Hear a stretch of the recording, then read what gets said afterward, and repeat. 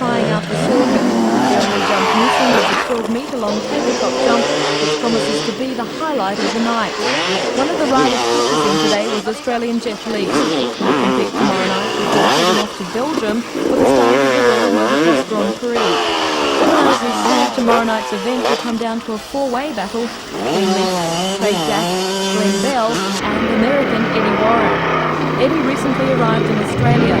With tomorrow night's event his first appearance on the tour, Eddie is confident. I've raced against everybody before, so I think I got a really good chance. Glenn Bell, Craig Dack, and Jeff Fleet's going to be going really fast, but I got just as good a chance as anybody. With $11,000 in prize money being offered, 170 riders will tackle tomorrow night's event, but only 24 riders will make the grueling that final.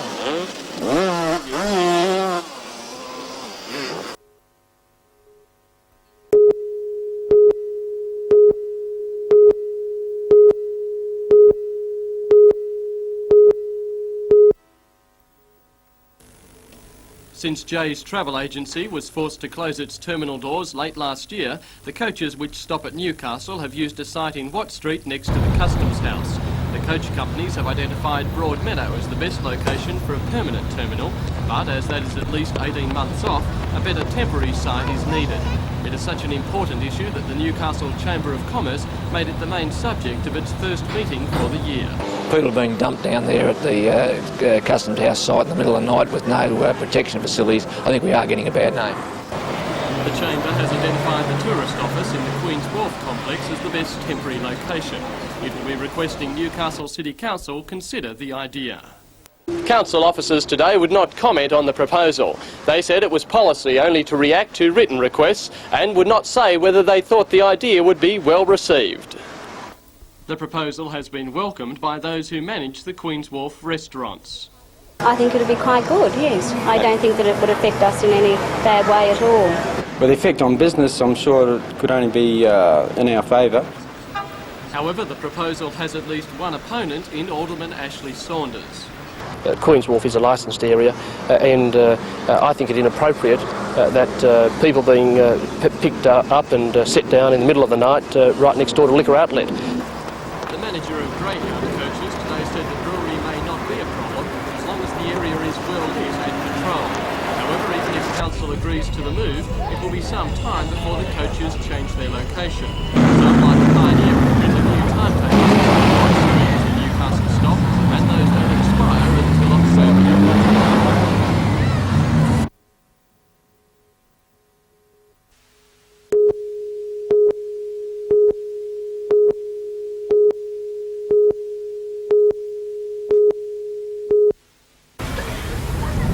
Conditions making it a little tricky to execute the more difficult dives this morning, Merv Cottrell was still quite pleased with the standard. The standard is quite reasonable, Mike, although it does vary somewhat from the beginners from some of the far distant country areas to, say, New South Wales Championship with the Jane boys at Newcastle. So who were the favoured divers this weekend? I'd say in the open women's, Jane Horsley from Central Newcastle, and in the men's, Rodney Murray from Gilgandra. Where do they go from here? Do they qualify for the Open National title? Well, this is a lead-up, Mike, of the state championships. The state 1 metre championship will be held here at Newcastle, and then the 3 metre highboard championships in Sydney, and that will be followed by the nationals. Some of these kids have qualified already for nationals, and others will use this weekend as qualifying for the national. You've got to be careful.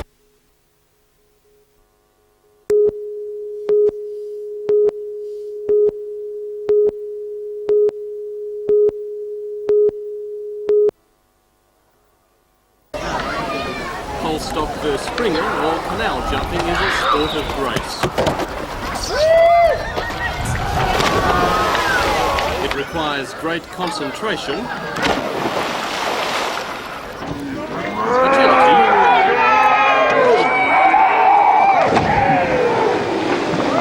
and nerve.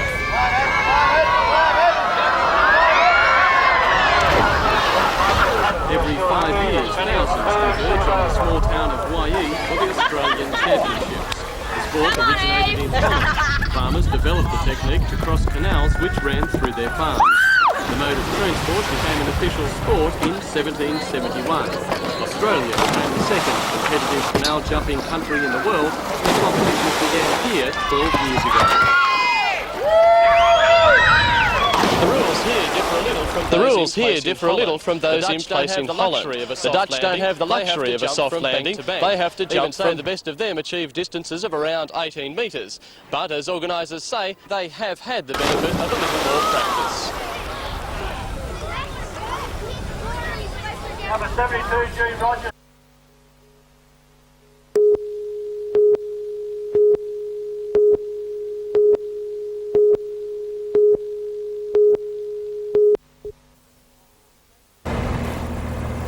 Lifeline's motoring adventure is not competitive.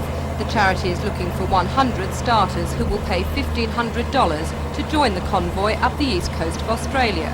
Participants take their own cars, accommodation and most meals are included, and the charity hopes to raise $30,000 to sustain its 24-hour counselling service on the Central Coast. I don't think that any charity has ever undertaken an exercise of this kind, and it's designed to raise funds for a centre that needs to maintain its existing services. The itinerary takes in Dubbo, the Gulf of Carpentaria, Lawnhill Gorge National Park, Escott Cattle Station, Cairns, the Barrier Reef and the Gold Coast, visiting tourist spots as well as lesser-known outback haunts. The holiday finishes with a grand finale fundraising function at Old Sydney Town and promises a host of exciting memories for young and old alike.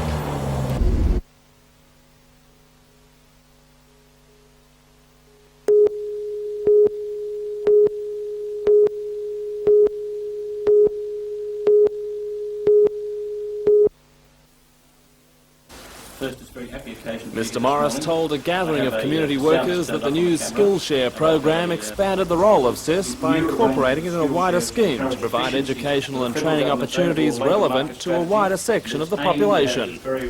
Skillshare's objective is to encourage efficiency and equity by getting the right support to the right people at the right time.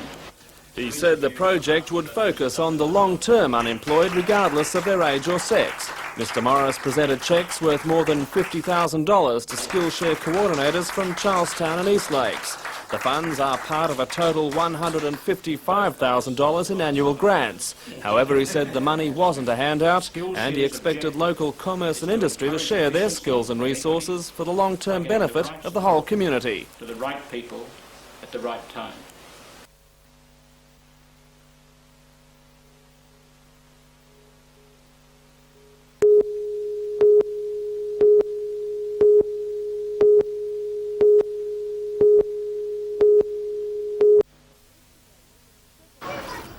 Several weeks ago, Alderman Don Geddes announced a proposal to ban smoking in all Newcastle's eating houses. It met with a mixed reaction from the city's restaurateurs, many fearful of the effects it would have on their clientele and questioning just how they'd be expected to impose such a ban.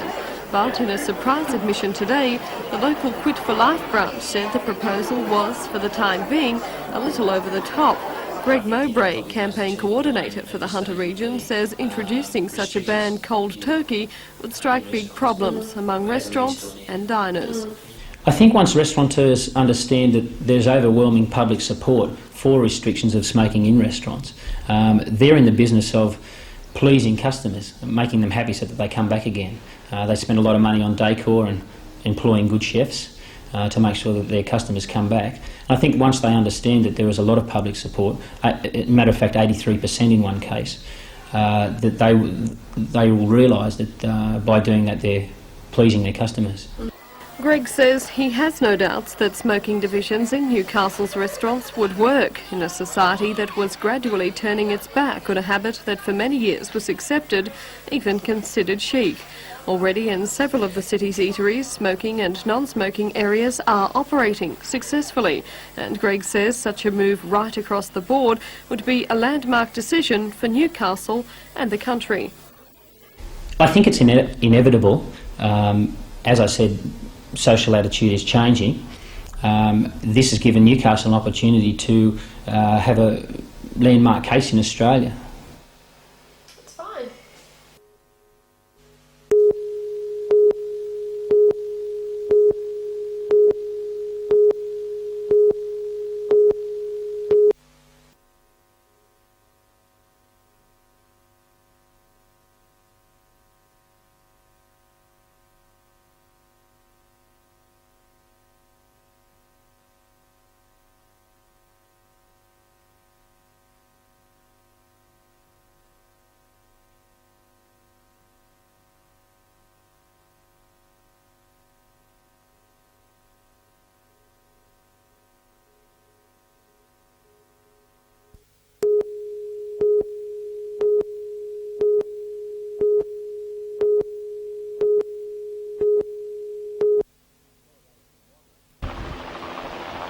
On holidays from Wagga, 13-year-old Trevor Logan, his 18-year-old brother Greg and father Len had just begun fishing at Redhead Bluff when a chest-high wave came out of nowhere and swept across the rock shelf.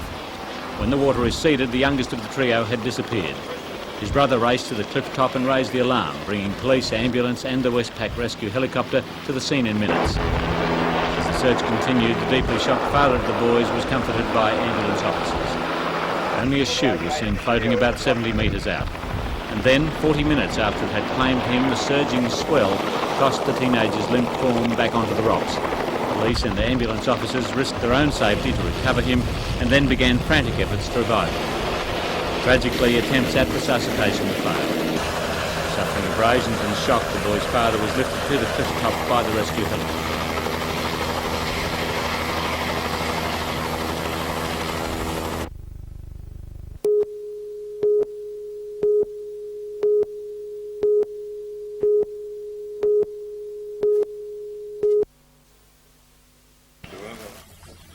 This was the last meeting of the Hunter District Water Board before it's reconstituted by the government to become the Hunter Water Board. The change is a political move in line with policy to put the board on a better commercial footing.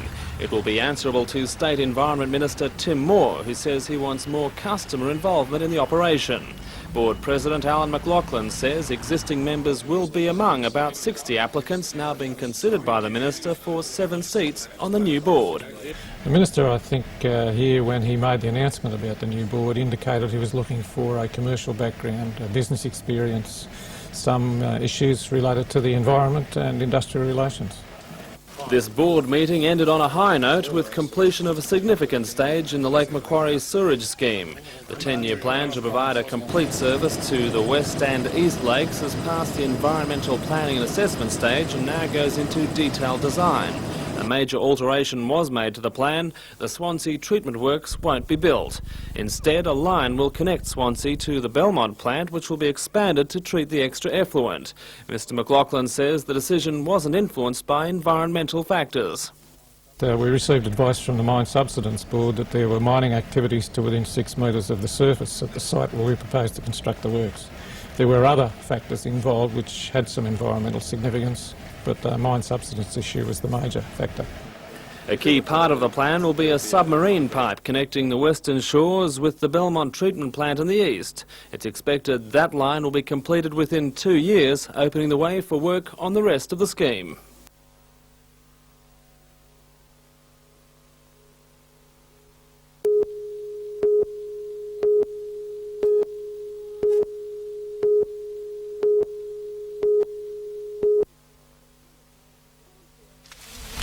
Cornfields have coloured the Morpeth landscape since the area was first settled. Its growing, picking and various uses have been of immense importance to the small village.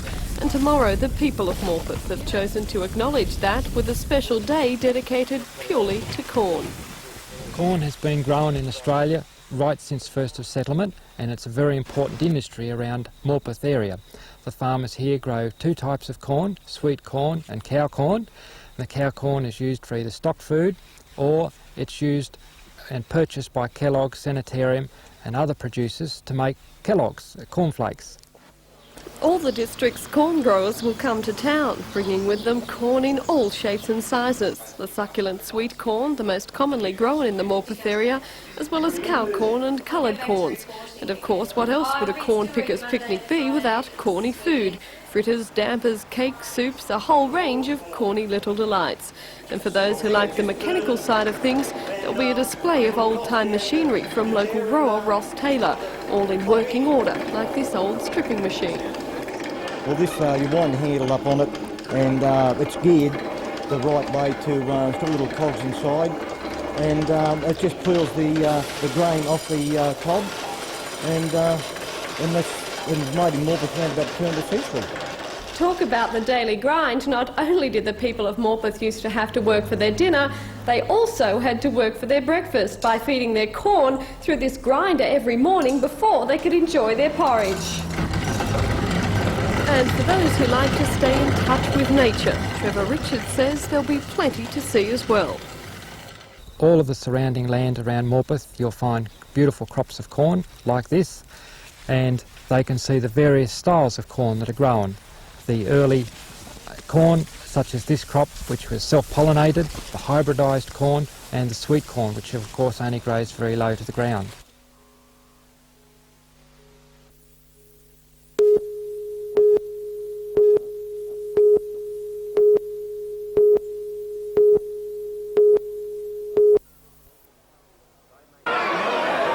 Guy made short work of Palu Tato to win the Australasian light heavyweight crown, knocking his opponent out within 30 seconds of the first round.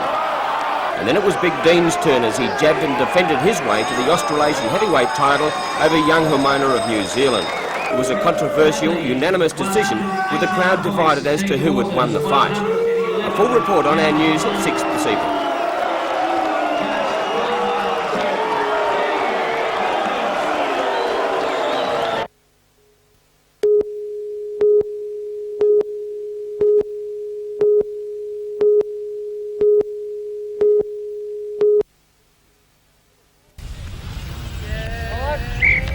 The skill of the game is horsemanship.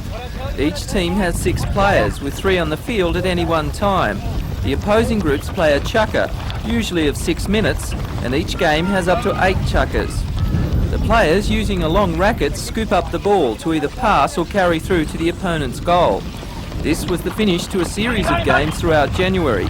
The Red Devils, including state player David McNeil, outclassed Green Machine in a high-scoring, entertaining match, 24 goals to 17. The training centre at Lisarow, known as Murph's Turf, was set up by manager of rock band In Excess, Chris Murphy, and has been designed to promote the sport. Polo cross has been played in Australia for more than 50 years, and with 10,000 players, it has to be one of the nation's most underrated sports.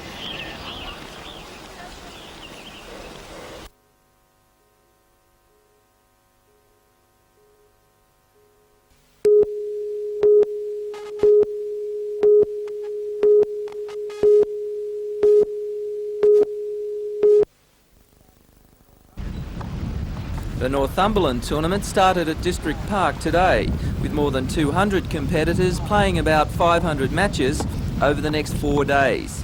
If Doohan is out, number 2 seed and last year's winner, Manly's Justin Reeses, must be favoured in the men's singles against local players Brian Williams and William O'Neill. Karen Deeds from Sydney heads the women's seedings from Anne Hamilton and 16-year-old Emily Fisher. Newcastle fans are in for a feast of tennis leading up to the finals, which begin at 1 on Sunday afternoon.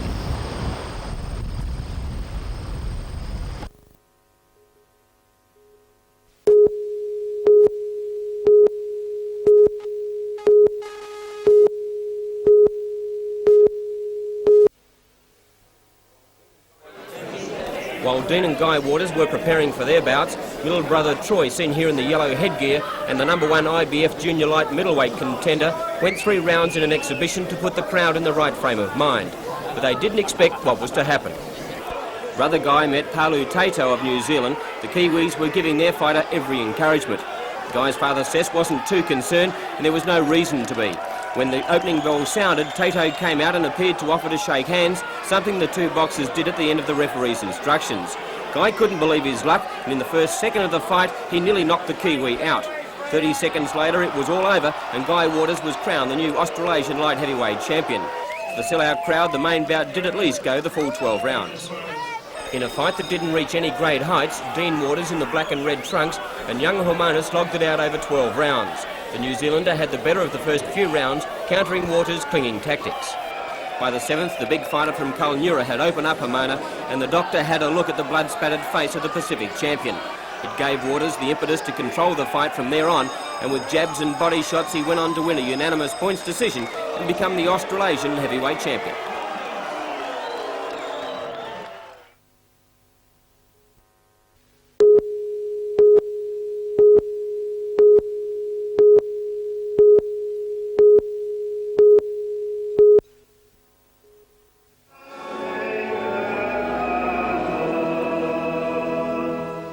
The Cathedral's ecumenical service of prayer and thanksgiving attracted civic, community and church leaders. Family and Community Services Minister Virginia Chadwick read the second lesson. Bishop of Newcastle, the Right Reverend Alfred Holland, spoke on the secret of being a great nation. Many from here went on to other events, either as officials or observers. Civic Park was the focus for Australia Day ceremonies in Newcastle, and the adjoining town hall the setting for citizenship ceremonies when 50 people from 15 different countries took oaths of allegiance. Official guests at the flag-raising ceremony were provided with a colourful escort and uniforms of troopers and marines from a bygone era. It was almost a shame to leave the sunshine of the park for the citizenship ceremony. Lord Mayor John McNaughton outlined the significance of the event to Australia's newest citizens. He led the gathering in the Oath of Allegiance. After Advance Australia Fair, the presentation of certificates. These newer citizens came from all corners of the globe and had many reasons for making Australia their home. Charles Ong, originally from Malaysia, followed his wife's example. I thought I'm the last member, so I might as well become one of them. Lanthus Bergman from South Africa hopes to join Australia's armed forces. I wanted to become Australian citizen, so there was no decision, so everything just had to be done. Abdul Salam Abid and baby Abdul are from Lebanon. I came because I like Australia, and I like everywhere in Australia. Not all Australians went through the formalities of a naturalisation ceremony. Some lucky people were born here, and you couldn't be much luckier than Bradley Michael William Arthur Patrick, the hunter's first baby to be born on this Australia Day. Bradley made his appearance just before 1 a.m. Not only was his birth special to Mother Rhonda, Father Michael and Big Sister Rebecca, but to the local Australia Day committee, who presented him with souvenirs to mark his timely arrival. Mother Rhonda says he won't remember all the fuss. He'll have too much to look forward to in the future.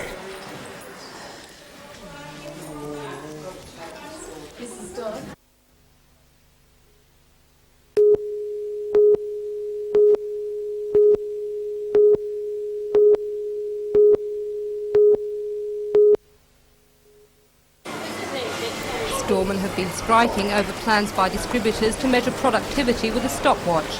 But late today, union leaders reached an agreement with the company. Tomorrow morning there will be a mass meeting of workers at retail distribution management at Somersby on the Central Coast. For the past 12 days, shelves at branches of Coles have been running dry of many grocery lines. The worst hit in the Newcastle area has been Coles at Charlestown, where the shelves today held only 20% of normal stock. And it will take around 2 weeks to get back to normal. Today, Coles shoppers at the junction found one vital commodity missing: toilet paper. Also in short supply was canned pet food and breakfast cereals. Rebecca Skinner reporting for NBN News.